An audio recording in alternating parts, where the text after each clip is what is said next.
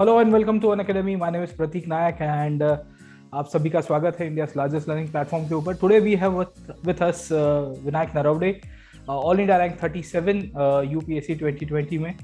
और आज हम लोग उनके साथ डिस्कस करेंगे his preparation strategy, also particularly the queries regarding the history subject as well. Very much congratulations Vinayak and thank you very much for joining us on the Unacademy platform. आपको बहुत सारी शुभकामनाएं for clearing this Thank you exam. so much, sir. The pleasure is all mine to have an interactive session with you. Yes. Thank you very much Vinayak. और थोड़ी बहुत discussion शुरू करते हैं। सबसे पहले चर्चा में लेने की शुरुआत करेंगे कि आप बैकग्राउंड के बारे में आप थोड़ा बताएं कैंडिडेट्स के साथ जो फ्यूचर एस्पिरेंट्स होंगे, मेनली क्योंकि आप टेक्निकल बैकग्राउंड से आते हैं और उसके बाद आपने मास्टर्स भी किया है, वो भी बाहर जाके। तो can you throw some light regarding that as well and how you got diverted towards UPSC? Yes, sir. Sir, I did my schooling from Ahmednagar, a town in Maharashtra. Post that, I went to do my engineering. I did my BTech in Mechanical Engineering from College of Engineering, Pune. I graduated in 2016, and at that time, I was not thinking much about UPSC. I was good in my technical domain, so I decided that I would pursue my masters. And I got a call from Columbia University with a masters in renewable energy systems. So I went that, I pursued my masters. And it was during this time, during my time at Columbia University, that I got exposed to what policy making is. Because at Columbia there is a school of international and public affairs, wherein they deal a lot with related to policy. And luckily, with my energy background, I was able to land a job in the US government at the National Renewable Energy Lab as a research scientist.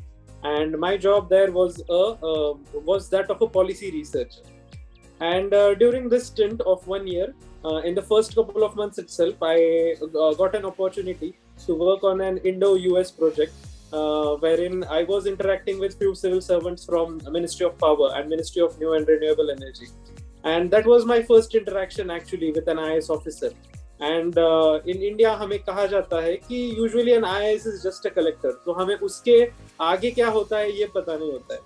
So that interaction where in I was interacting with joint secretary level or secretary level officers, it made me realize that IAS is much more bigger than a district collector.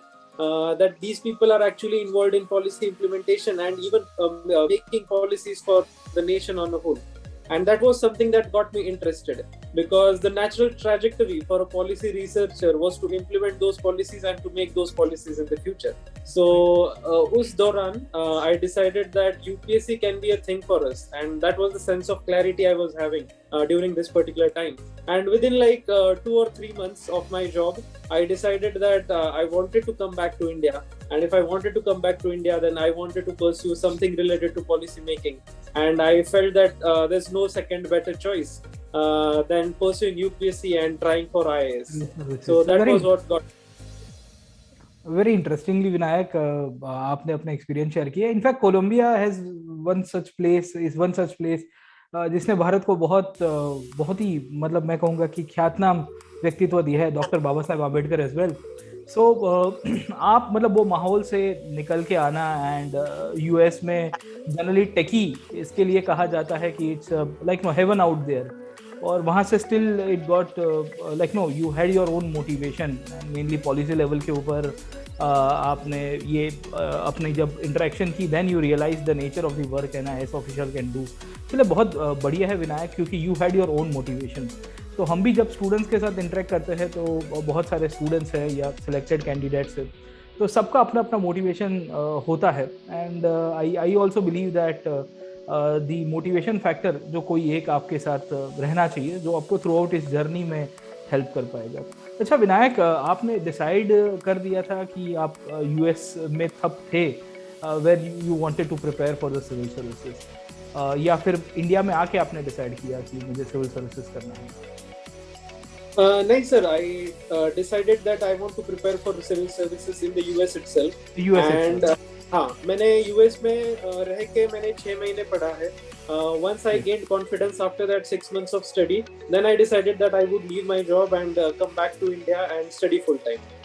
Okay, very interesting. मतलब आप America में ही बैठे थे और फिर आपने तैयारी शुरू कर दी, तो ऑब्वियस था कि you are thousands and thousands of miles away from this country and यहाँ वो वहाँ आपको शायद एटमॉस्फेयर भी ना मिलता हो।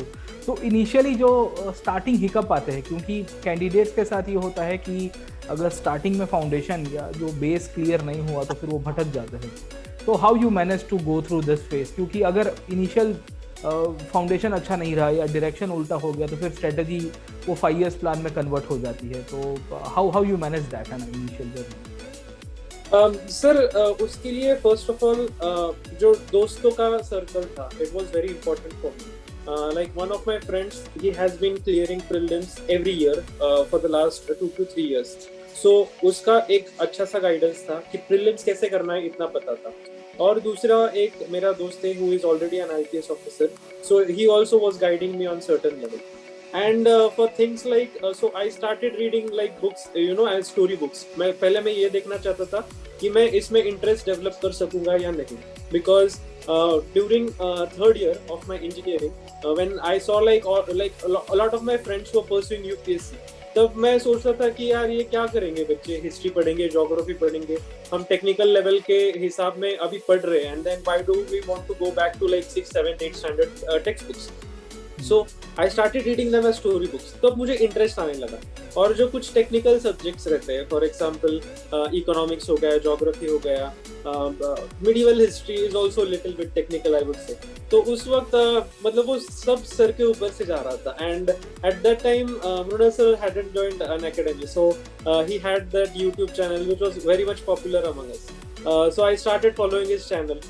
तो मैंने उनका चैनल देखा, मैंने इकोनॉमिक्स का पूरा पोर्शन खत्म कर लिया, मैंने रजतानी मैम के वीडियोस देखे, मैंने आपके वीडियोस देखे वर्ल्ड हिस्ट्री के ऊपर। And then you know I started gaining interest in these topics कि ठीक है मुझे कोई बताने वाला भी है, बट एज यू सेड कि I was like thousands of miles away from like India where people are studying full time. तो मुझे उस वक्त यही था कि यार मैं जो फुल टाइम बच्चे पढ़ रहे हैं मैं उनसे कम्पीट कर रहा हूँ, and I am working here for 8 hours, then I am trying to find out some time for 6 or 7 hours. So I was trying to have a work day off around 14 hours. तो उसमें मैं I used to try to utilise that time to a maximum level कि जो भी करना है 6 घंटे में अच्छे से पढ़ना है, no distractions, nothing at all, and whatever time I had I was trying to utilise it to my maximum extent. तो उस हिसाब से but at the same time I was interacting with my friends who were preparing in India कि कुछ नया बताओ, या फिर I was trying to keep my sources to bare minimum, क्योंकि टाइम भी नहीं था और मतलब पॉसिबल भी नहीं था कि इतने रिसोर्सेस मैं वहाँ प्रोड्यूस नहीं कर सकता था। I was just trying to have some online resources, I was printing them out and then I was referring to them. So ऐसा करके मैंने उधर चालू किया, but I was keeping in touch with some of my UPSC friends who were preparing from India. Okay, चलिए बहुत interesting. आपने दो चीज़ बताई, एक तो ऑनलाइन सोर्सेस प्लेटफॉर्म्स के यूज़ किया और साथों साथ फ्रेंड्स के साथ टच में रहे जो प्रिपरेशन कर रहे थे। इसमें आपने ये भी बताया कि आपने रिसोर्सेज को लिमिट किया है। तो एक हमारी तरफ से भी कैंडिडेट्स, फ्यूचर एस्पायरेंट्स के यही सजेशन भी रहेगा कि even in the classes also we do recommend them कि you limit your resources and revise them for maximum number of times rather than like no putting out multiple resources तो revision भी ना हो पाए। अच्छा, इसमें ये पूरी की पूरी जर्नी आपने 6 महीने तो पहले वहाँ से की, then you decided to come back to India, और आपका ये सेकंड अटेम्प्ट था जहाँ आपका सिलेक्शन हुआ है। तो फर्स्ट अटेम्प्ट में आप किस मतलब कौन से विषय को लेके नंबर कम रह गए जिसके कारण आप नहीं, और सेकंड में कैसे, how you were able to balance it out? Yes sir. So sir, मेरी जो ये 6 महीने की प्रिपरेशन थी, it was mostly related to prelims. I was trying to basically मतलब मैं एक prelims को एक strength बनाना चाहता था। तो मैं इंडिया वापस आया 2019 में around April end, and at that time prelims was on June 2nd, so I had only 1.5 month of full time preparation for prelims. तब तक मैंने मेंस का ज्यादातर पढ़ा नहीं था, मेरा ऑप्शनल मैथ्स था व्हिच वाज ओनली 40 to 50% में कंप्लीट कर पाया था। तो प्रीलिम्स तो मेरा हो गया and I was appearing for mains. मैंने मेंस का पहला आंसर, मैंने खुद का पहला answer I wrote it 40 days after prelims when the result was announced. So उस लेवल पे मैं बिल्कुल अंडर प्रिपेयर्ड था, बिकॉज मतलब आंसर राइटिंग कुछ भी नहीं था। And secondly as I said कि मैथ्स का मेरा optional, maths is a very vast subject, So maths में hardly I was able to complete around 60% of the syllabus by the time I wrote mains. और उस वक्त मैं जितना prelims के लिए प्रिपेयर्ड था उतना मेंस के लिए नहीं था. क्यों नहीं था? Because I was having certain type of stereotypes. मैंने प्रीवियस ईयर क्वेश्चंस के जब एनालिसिस किए तो मैंने सिर्फ 2018 का पेपर देखा which was very much current based like the 2020 type pattern. But जो 2019 का पेपर आया वो पूरा बाउंसर था मेरे लिए because it was all static based. मतलब ऐसा कुछ भी नहीं था जिसमें उन्होंने हार्डली 1 या 2 क्वेश्चन थे GS 1 to 3 में जो वो उन्होंने करंट अफेयर्स बेस्ड पूछे थे. मुझे अभी भी याद है NIA का उतना ही क्वेश्चन था जो करंट बेस्ड पूछा था. तो उस हिसाब से I was totally under prepared. And after I wrote my maths paper I was like interview call भी आने वाला नहीं है तो हमें अगला अटेम्प्ट में मेंस के लिए पढ़ना है, अच्छे से पढ़ना है विदाउट कोई स्टीरियोटाइप्स रखते. तो मुझे मैथ्स में hardly 178 marks out of 500 which was the whole thing for me. Even though I had a little bit good marks in GS which was around 360 370, I realized that थोड़ा सा effort डालूं GS में तो I can easily take it to 390 395 और मुझे maths में minimum 100 marks increase करना है. तो I can at least think of an interview call and try to get into the services, into the finals. तो उस हिसाब से मैंने सेकेंड अटेम्प्ट में immediately mains 2019 mains I guess it got over on 26th of September. I still remember the date. I took 15 days gap and I immediately started preparing for 2020 mains.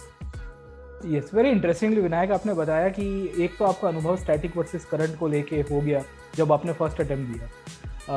ये बच्चों के साथ आगे की फ्यूचर के experience के साथ भी सजेशन रहेगा कि build up on the static subject और स्टैटिक के थ्रू ही करंट की एप्लीकेशन करे तो ज़्यादा ठीक रहेगा. ये विनायक का शायद तक अनुभव ऐसा रहा है क्योंकि UPSC बहुत ही अनप्रेडिक्टेबल है, नाम ही है अनप्रेडिक्टेबल सर्विस कमीशन के रूप में. तो शायद 1-8 साल करंट के क्वेश्चन ज़्यादा आने से मतलब ये नहीं होगा कि करंट सेंट्रिक ही पूरा ट्रेंड रहेगा. विनायक एक चीज़ आपसे पूछना चाहूँगा वो है कि करंट सेंट्रिक प्रिपरेशन करनी भी है तो स्टैटिक का इम्पोर्टेंस आप कितना दे रहे थे? मतलब जैसे पॉलिटी हो गया है या इकोनॉमी हो गया उसमें, क्योंकि जो करंट के जैसे इश्यूज जैसे अभी फार्म बिल को रिपील किया है और उसका कंसेप्ट कहीं ना कहीं स्टैटिक इकोनॉमी के साथ या पार्लियामेंट के साथ जुड़ा होगा, तो उसके आपने लिंकेजेस बिठाने की कोशिश की थी कि नहीं की थी? जी sir, this time around I had tried to do that because but static mein I was trying to focus on 70%. Like I was expecting that UPSC is going to ask at least 70% of the questions based on static syllabus because 2019 में उन्होंने attorney general पे question पूछा था which was 15 marker जो मतलब लक्ष्मीकांत में भी नहीं है इतना कि आप 15 मार्कर्स में 3 पेज लिख सको. तो उस हिसाब से I was trying to focus more on the static part. But at the same time अगर कुछ न्यूज आती है तो I was trying to link it to that particular static portion. तो जब भी मैं नोट्स बनाता था I used to read newspapers every day, but उसके नोट्स नहीं बनाता था मैं. न्यूज़पेपर्स के मैंने कभी नोट्स नहीं बनाए. But then when I used to read the magazines wherein the material was consolidated, because एक महीने में अगर एक न्यूज है तो वो 10 दिन चल रही है तो you cannot make notes every day out of it. But once it is printed in the magazine, it becomes easier to make those notes. And then I was trying to even read that particular static portion from the standard reference book. So उस हिसाब से I was trying to link it. And मैं उसी standard reference books में कभी कभी एक example के तौर पे या फिर एक फ्लो चार्ट के तौर पे कुछ लिख देता था कि इस टॉपिक का करंट सिलेबस ये करके है. And then I used to, whenever I used to revise it for, be it for prelims, be it for mains, I was revising a consolidated whole, the static portion as well as the current portion. Because again, I would like to tell that example of Attorney General कि वो लगता static portion है, but if you see that there are a lot of contempt of court hearings wherein the Attorney General का जो assent है वो लगता है court को. तो उस हिसाब से you could add such points in the actual answer, which will add a lot of value to your answer. तो उस हिसाब से I was trying to add those quality value addition points to the static content so that I was having a consolidated material this time. चलिए, very interestingly आपने static और current की linkages बताई. जैसे मेरा सब्जेक्ट हिस्ट्री है और बहुत वास्ट लगता है और आप टेक्निकल बैकग्राउंड से भी हो और फिर आपका ऑप्शनल भी आपने जो नॉर्मल ह्यूमैनिटीज़ के सब्जेक्ट होते हैं वो ना लेते हुए ऑप्शनल भी मैथ्स ही लिया है आपने. तो how you managed out the history subject, क्योंकि लेंदी भी था और सेल्फ स्टडी भी आप कर रहे थे साथों साथ, तो इसमें किस तरह से आपने स्ट्रेटजी वाइज उसको डिवाइड किया, क्योंकि क्वेश्चंस बहुत ही वेरिड वे के अंदर आए हैं। जैसे इस बार पर्शियन लिटरेचर के ऊपर से भी मेंस एग्जाम के अंदर क्वेश्चन आ गया, which was very much unexpected आपके साल में जब आपने मेंस दिया था, जो मिडिवल इंडिया से था। जी सर। तो सर फर्स्ट अटेम्प्ट में when I started with history, मुझे हिस्ट्री बहुत इंटरेस्टिंग लगता था, तो I used to read it as a story book. But जब मैं वापस शुरू करता था, it was like all blank. I was starting on a blank canvas because I did not have notes at that time. So when I came back to India, when I was having that 1 month before prelims, I made sure that I was going to make notes. Spectrum पढ़ते हैं हम सब. That was what I was reading during that particular attempt. So I made sure that I was making like 20 page crisp notes. कि उसमें से कुछ भी आ जाए तो मुझे आंसर करके आना चाहिए. अगर उसमें से नहीं आ रहा है तो I was expecting that 90% of the people sitting for that particular exam will not be able to answer that, because that is the usually that is the Bible, what we consider for modern history. तो उसी हिसाब से मैंने ancient history के लिए जो old NCERT है वो पढ़ा था, आर्ट एंड कल्चर के लिए नितिन सिंघानिया का बुक पढ़ा था. So I was keeping my sources extremely limited, और तब मैंने मिडिवल हिस्ट्री बिल्कुल नहीं किया. और 2019 के एग्जाम में आई गेस 2 या 3 क्वेश्चंस थे मिडिवल हिस्ट्री से, बिकॉज मुझे medieval history I never found it interesting. उसमें बहुत सारे मतलब अलग अलग चीजें रहती है, एक इवेंट फ्लो होता है, और मतलब नॉर्थ इंडिया का अलग चल रहा है, साउथ इंडिया का अलग चल रहा है, ऐसा कुछ होता है. तो हेंस आई रियलाइज दैट 2019 में कि अगर नेक्स्ट अटेम्प्ट में फॉरेस्ट सर्विसेज क्लियर करना है, फॉरेस्ट सर्विसेज का कट ऑफ क्लियर करना है, तो you have to do medieval history.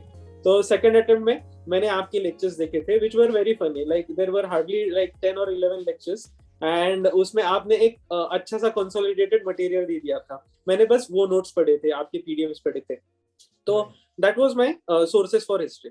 But इसमें मैं जब भी पढ़ता था ना, तो I never like why I am telling you the sources is because I always kept the sources minimum. जैसे मैंने कहा, अगर मुझे आता है तो लाइक आता है, दैट इज वेरी गुड. अगर मुझे नहीं आता है तो 90% of the people won't be able to answer that question. इतना कॉन्फिडेंस था मुझ में, because I was referring to those minimum sources. और अगर 90% बच्चों को नहीं आ रहा है तो मैं उस चीज का टेंशन क्यों?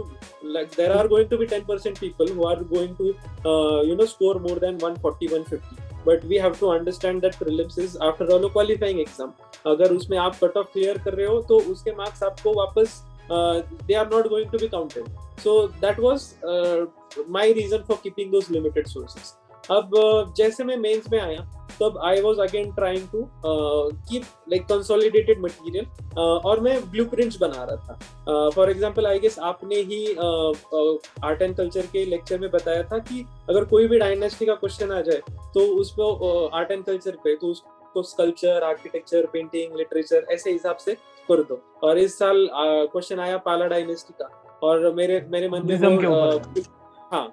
मेंस पे वो ब्लूप्रिंट मेरे मन में थी. तो आई वाज लाइक, भले ही मुझे सिर्फ पाला पेंटिंग्स इतना ही पता था, मैंने वो सब लिख दिया कि हाँ स्कल्पचर में पाला स्कल्पचर ये था, आर्किटेक्चर में there was like some Buddhist related schools in, मैंने मैप बना के दिखा दिया. So that was how I was doing it. I was trying to keep blueprints, and I was trying to fit my knowledge in those type of blueprints so that my knowledge is diverse. Because कभी-कभी क्या होता है, हमें पता थोड़ा होता है तो हम उसी चीज पे बहुत ज्यादा लिख देते हैं, which is not required in that particular exam, because you are writing a general study paper. You have to diversify your points.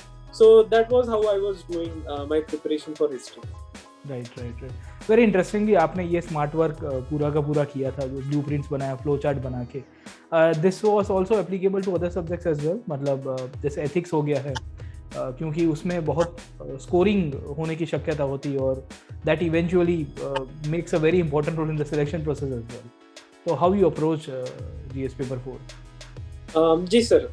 So first of all, I would like to say GS paper 4 में last year I had 136 and this year I had 104, which are well above average marks. I would say very good marks, not the best but good marks. So इसमें भी I had blueprints. For example, I would just like to quote one thing.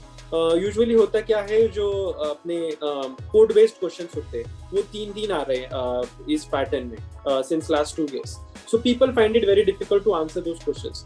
So उसमें मेरा blueprint ये था कि मैं first paragraph में I would try to explain the quote. and I would try to explain the context in which that quote was said, because quote के साथ हमें उस quote का author भी दिया जाता है कि वो quote किसने कहा है. तो I used to try to tell that. Second paragraph में I used to try to exemplify that particular quote through non-administrative examples, be it in sports, be it in my personal life, be it in any sector other than administration. And third paragraph mein, since I am writing a civil services examination, they are expecting me to link that particular quote to administration. So I was trying to give some examples, some specific examples related to administration wherein that particular quote is applicable. तो ऐसे इस ये करके I was trying to diversify my answer and sufficiently 2 pages भरे जा रहे थे या फिर more than 1.5 pages I was trying to finish. So उस हिसाब से that was my approach for that particular thing. ये blueprint था. So similarly for other theoretical questions, I used to either have like let's say a quote. मैंने quotes बना के रखे थे कि values के लिए क्या, integrity के लिए क्या, और मैं quotes को often recycle करता था कि integrity का quote बस integrity नाम निकाल के compassion डाल दिया तो वही quote compassion के लिए बन गया. तो that was what I was doing and I'm like since I'm getting good marks that it was working for me.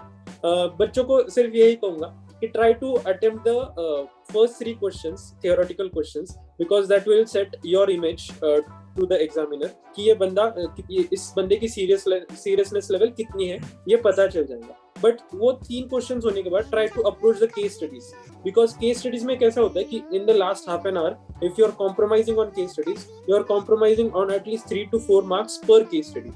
So that becomes a very big deal if you are compromising on 8 or 9 marks for 2 case studies. So वो खत्म करके लो, and then if you are compromising on theoretical questions, it will be like 1.5 marks per question. So at max you will be compromising on 3 marks or 4 marks because you will be compromising on 1 or 2 theoretical questions. So try to keep that pattern as 3 theoretical questions, case studies, and then the remaining theoretical questions. चलो very interestingly आपने एक तो examples और उसमें dimensions add किए. इसमें newspapers का role बहुत इंपॉर्टेंट रहा होगा. So whatever used to write आप डायमेंशंस हमेशा करंट सेंट्रिक न्यूज़पेपर से कोई इवेंट से बनाने की कोशिश करते थे. विनायक, एक एथिक्स की होगी, एक क्वेरी कैंडिडेट्स की वो भी रहती है कि ऐसे के पेपर को कैसे इम्प्रोवाइज किया जा सकता है, क्योंकि बहुत लेंदी भी रहता है और फिर उसमें राइटिंग की एक अप्रोच भी जनरल स्टडी से थोड़ी डिफरेंट हो जाती है. तो उसमें आपने कैसे तैयारी की? जी सर, तो इसमें मैं एक मेरा अनुभव बताना चाहूँगा. तो फर्स्ट से like I felt that I am good at writing. मतलब मेरा फ्लो बहुत अच्छा आ जाता है. So I was always good at writing philosophical essays rather than writing informative essays, because informative essays में कैसा हो जाता है, it usually what happens is you have limited content and you have to express that particular content. But philosophical में आपको dimensions बहुत सारे मिल जाते हैं. तो फर्स्ट अटेम्प्ट में मैं जब गया एग्जाम हॉल में, I was like I am going to write philosophical essays in both section A and section B. बट जब मैंने सेक्शन ए का ऐसे लिख दिया मैंने फिलोसॉफिकल, सेक्शन बी में जब देखा तो कोई भी फिलोसॉफिकल ऐसे नहीं था. So that was my stereotype कि UPSC will always give you an opportunity to write a philosophical essay in each section. तो जब मैंने सेक्शन बी देखा तब आई वाज लाइक अरे ये तो सब इंफॉर्मेटिव है, तो इसमें तो काम नहीं चलने वाला है. And I scored very less. I scored only 116 marks during that particular attempt because मेरा second essay was not that level which I was writing. तो सेकंड अटेम्प्ट में मैं जब गया तो अब आई वाज लाइक कोई भी ऐसे आए, I am going to go with open mind. ऐसे को हम निबंध कहते हैं मराठी में. निबंध यानी it should not have any boundaries और it should not have yes. So that was my approach during this time कि फिलोसॉफिकल तो फिलोसॉफिकल, इंफॉर्मेटिव तो इंफॉर्मेटिव. जिस चीज के बारे में ज्यादा पता है वो अच्छी सी लिखते हैं.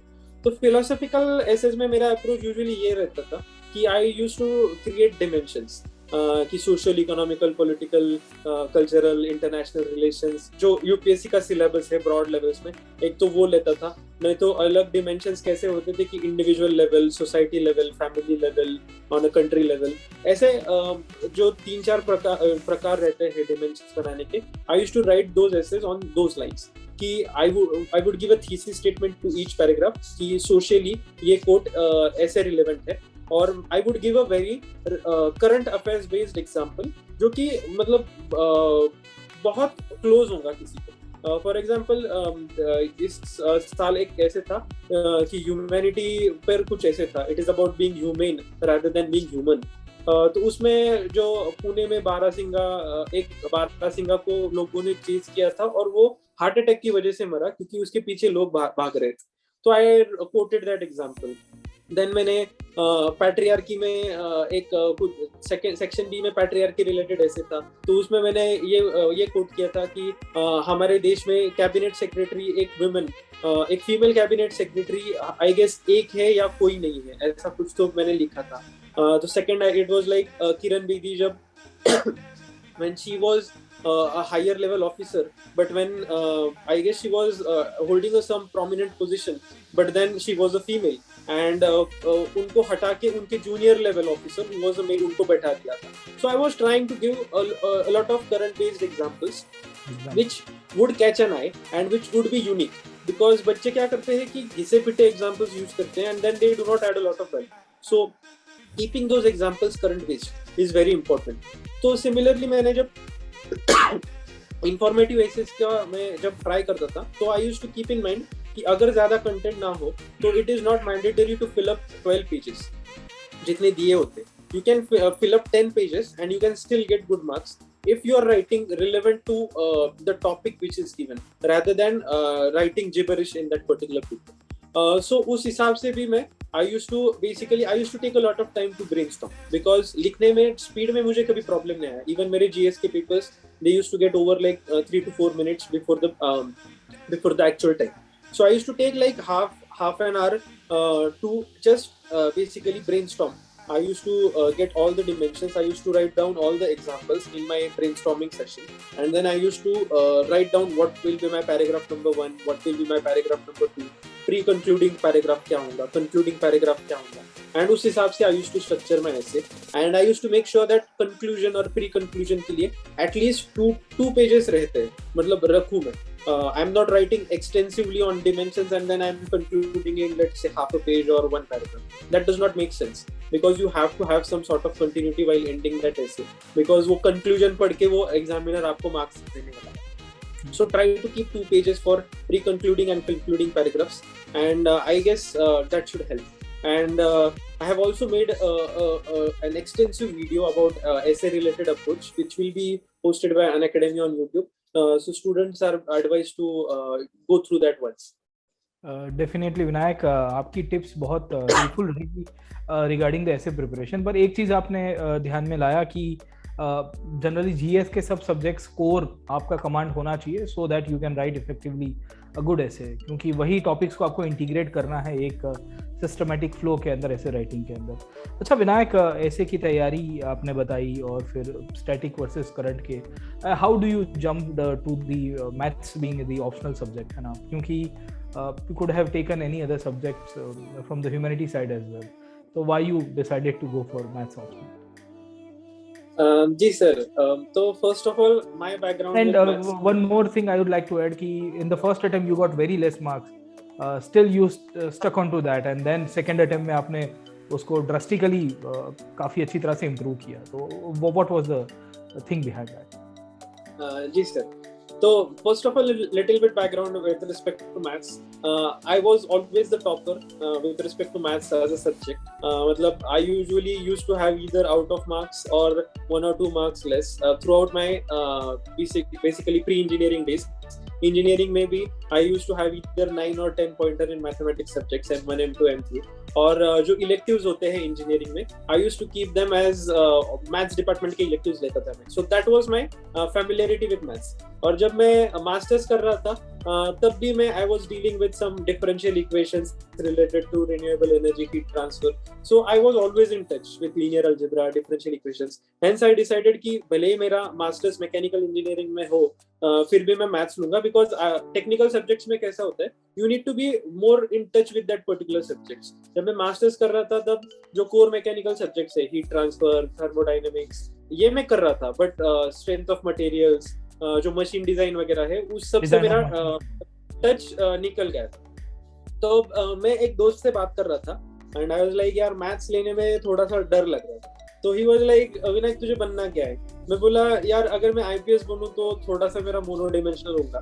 मैं अगर मेरी जॉब छोड़ के आ रहा हूँ पॉलिसी रिसर्च में तो I would want to be in policy making, policy implementation, तो मुझे आईएएस ही बनना है। तो वो बोला कि एवरीथिंग और नथिंग, मैथ्स ले ले, एक तो बाइनरी स्कोर आ जाएगा, एक तो तू आईएएस बन जाएगा, नहीं तो तू कुछ भी नहीं बन पाएगा, and then you can go back to your policy research if you don't become anything. And I was like यार ये भी बात सही है, मतलब अगर करना है तो बेस्ट के लिए एम करो, टॉप 70 में आ जाओ और आईएएस कंफर्म कर दो। तो that was visible in maths. और मैंने मैथ्स ऑप्शनल ले लिया, और 3 महीने बाद कनिष्क सर का रिजल्ट आया and he was like first 361 in maths. And तब आई यूज्ड टू ड्रीम कि है ना 350 मार्क्स ले लेंगे तो भले ही जीएस में थोड़ा कॉम्प्रोमाइज हो जाए तो चल जाएगा। तो that was what happened in my first attempt कि first of all 50-60% hardly syllabus cover हो चुका था। तो मुझे पता था कि मैथ्स में बहुत एक्सपेक्ट करना भी गलत बात है, but I was still expecting like 320-330 आ जाए। बट जैसे ही पहला पेपर खत्म हो गया, आई वाज लाइक इंटरव्यू कॉल में नहीं आने वाला है, because I had attempted hardly 140 marks paper out of 250 paper 1। तो दैट वाज लाइक अगेन एक स्टीरियोटाइप जो था कि मैथ्स वाला बंदा 340-350 निकाल सकता है एंड देन ही में निग्लेक्ट जीएस, तो वो मेरा कम हो गया सेकंड अटेम्प्ट में। आई वाज लाइक जीएस पे भी ध्यान देना है, जीएस पे भी एटलीस्ट 390-400 का एम करना है, ताकि मैथ्स में भले ही 280-290 आ जाए, फिर भी चल जाएगा। You can still become you can still be in the list at a very considerable position. So second attempt में I focused very much on maths because जैसे मैंने कहा only 60% of the syllabus covered। तो मुझे इतना तो confirmation था कि अगर मैं 100% syllabus cover कर लूँ और 2-3 revisions दे दूँ तो मैं 100 marks तो बढ़ा पाऊंगा, and 100 marks is more than sufficient for me to get into the list to get an interview call। तो उस हिसाब से मैंने इस साल I had 14 months for my mains because as I said I immediately started 15 days after my 2019 mains। So इस साल मैंने I was trying to give at least 7 or 8 hours to maths every day except for the prelims minus 3 months। उसमें I was trying to give maths at least 1 hour every day so that I am in touch with that particular syllabus। So luckily and with all my efforts it worked out this time। I still don't have a score which I expected। I was expecting around 310 but बच्चे कह रहे हैं इस साल scaling बहुत हुआ है, so 275 is a considerable score। It still gets me like 10 or 15 marks above my peers। But what the lead which I was expecting of around 20, 30, 40 marks, I did not get that। But luckily for UPSC everything has to converge। तो मेरा इस साल interview में I had 212 which is the second highest in India। तो उस वजह से I was able to sit in the top 40 ranks। चलिए विनायक, आपकी मेहनत और बाकी सारी चीज़ें भी इसमें बहुत रोल प्ले करती है। एक दो क्वेश्चंस बहुत सारे कैंडिडेट्स को फेस ऑफ करने पड़ते हैं, वो है एक मेंटल स्ट्रेंथ को लेके, और because it's a very treacherous journey. Being a teacher of history यहाँ बहुत पासिस से गुजरना पड़ता है, अप्स एंड डाउन्स आते हैं। तो how you are able to maintain this out, क्योंकि फर्स्ट प्रिपरेशन में आप डाउन गए, देन फिर अगेन फिर अमेरिका से वापिस आना है, तो उसके लिए कुछ स्पेसिफिक टिप्स आप फ्यूचर एस्पिरेंट्स के लिए देना चाहोगे? सर आजकल सबसे बड़ा रोग यही चल रहा है कि क्या कहेंगे लोग। और जब मैंने फर्स्ट ऑफ ऑल मैं पूरी जर्नी बताऊंगा मेरी। I come from a family which has a lot of doctors and I am the first engineer, the first civil servant. So जब मैंने इंजीनियरिंग के लिए फर्स्ट टाइम डिसाइड किया तो लोग कहते थे कि इनका डिसीजन गलत हो गया, बच्चा इंजीनियरिंग क्यों कर रहा है, he should maintain his father's hospital, he should start working in his father's hospital। so that was my first actually interaction with the society। नहीं, मुझे जो करना है मैं वो करूँगा। फिर यूएस गया तो बच्चे कह रहे थे कि मतलब अकेला सन है तो why is he going to the US, will he come back। that was like, but इसमें मतलब that was the second interaction with the society। then third one was like I was trying to leave my job। तब मैंने किसी को बताया नहीं था कि मैं इंडिया आ रहा हूँ या फिर मैं यूपीएससी प्रिपेयर कर रहा हूँ, because I knew how people think about it। But फिर भी लाइक फर्स्ट प्रीलिम्स के बाद लोगों को पता चला कि बंदा वापस आ गया है यूएस से और यूपीएससी के लिए प्रिपरेशन कर रहा है, तो वापस लोगों के ताने कि इतना 60-70 लाख रुपीस का जॉब छोड़ के कौन वापस आता है और यूपीएससी जैसी डिफिकल्ट एग्जाम ट्राई करता है। सो मेंटल स्ट्रेस, इसमें सबसे बड़ा रोल मेरे पूरी जर्नी में it was my family. Family support it was completely there with me। they never questioned me तू ये गलत कर रहा है या फिर तू हमारा सुन। they were always like do go with the flow and do whatever you think। कि हमें किसी और चीज के बारे में सोचना नहीं। तो family support was very important. Second was my social isolation, कि मैं ना कोई फंक्शंस में जाता था लोगों के ताने सुनने, या फिर मतलब I was completely cut off even from my family functions. और मैंने लाइक दीदी के शादी का देख रहे थे सेकंड अटेम्प्ट के वक्त, मैंने घर वालों को इतना तक बता दिया था कि मेरी सिविल सर्विसेज और फॉरेस्ट की मेंस हो जाने दो, उसके बाद शादी रखना। और इवेंचुअली हुआ क्या कि दीदी की शादी मेरे सिविल्स के मेंस के पहले तय हो गई। So I requested them a lot and eventually that was conducted after my forest mains. So 3 दिन मेरे forest के mains के बाद वो शादी conduct की थी। तो इस what I was trying stay away from my basically my relatives and other society. But again friends का support, कि both UPSC preparation वाले और non UPSC वाले, UPSC preparation वाले they will always take you to higher levels in your preparation, but non UPSC वाले कैसे मदद करेंगे, they will help you with respect to you know what is going on in their life to a certain extent, है ना। कि जब UPSC prepare करते हो तो you do not want to go into that outside life, but at the same time you need not be cut off from that entire life, because अगर सिर्फ आप UPSC वालों बंदों के साथ पढ़ रहे हो तो you can get mad, so you need to have that sort of a balancing out. Exactly. तो उस हिसाब से वो फ्रेंड्स का सपोर्ट एक बहुत मैटर करता था। And I used to have this thing कि मैं like I used to study around 14-15 hours during this second attempt. First attempt में इतना नहीं हो पाता था, बट सेकंड अटेम्प्ट में मैंने डिसाइड कर लिया था कि दिस टाइम और नेवर, फुल टाइम अगर स्टडी करनी है तो इसी बार होगी, अगला अटेम्प्ट में जॉब ढूंढ के पार्ट टाइम स्टडी करके दूंगा। So that was my mental level preparation कि मुझे जॉब तो मिलने वाला है वापस मार्केट में। I had a masters, I had 1 year experience in US, and at the same time ये अलग अलग dimensions, family, friends. I also used to watch movies. Weekends पे मेरा ये रहता था कि I would watch one movie either on my iPad or I would go to the theater before COVID times. But वो उतना मैं करता था कि वो मेरा बख्शीश था कि मैंने हफ्ता भर अच्छे से पढ़ाई किया है, and then I used to do that. So that was how I was trying to keep everything balanced.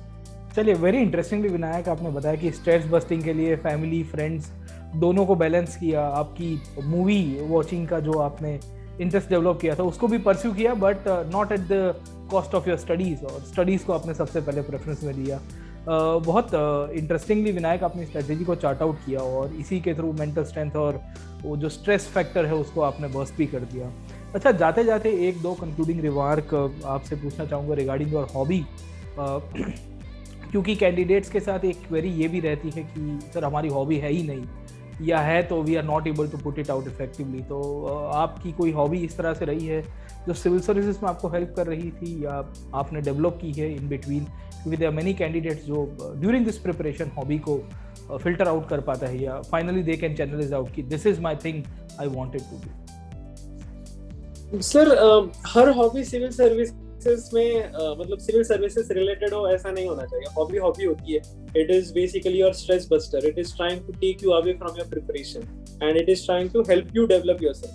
तो मेरी hobby it was like watching movies and English TV series. मैं हिंदी और मराठी टीवी सीरीज तो नहीं देखता था, बट इंग्लिश में I used to watch them because series में यूजुअली आप कैसे कर सकते हो कि you can watch half an, अगर आप बहुत बोर हो गए आज, लेट्स से 2-3 दिन आप कंटिन्यूअसली पढ़ रहे हो and movie time is on weekend और is on Sunday, but then बीच में अगर आपको कुछ थोड़ा सा बाहर पढ़ना है तो I used to watch like let's say Friends का 20 मिनट का एपिसोड देख लिया और मेरा काम हो गया अगले संडे तक। तो it need not be relevant to your civil services preparation, it has to just burst your stress and it has to take you outside your preparation level, try to show you that there is a life outside UPSC and there are good things there for you once you are out of this stressful cycle of prelims, mains and interview.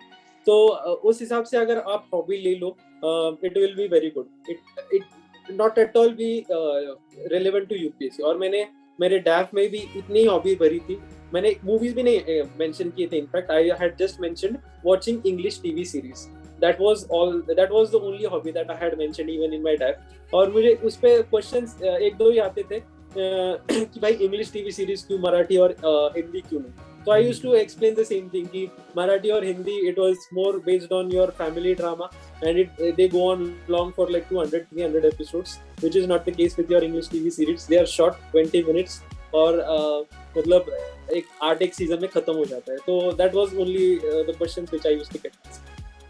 Actually very interesting Vinayak, आपने अपने पूरी की पूरी journey share की।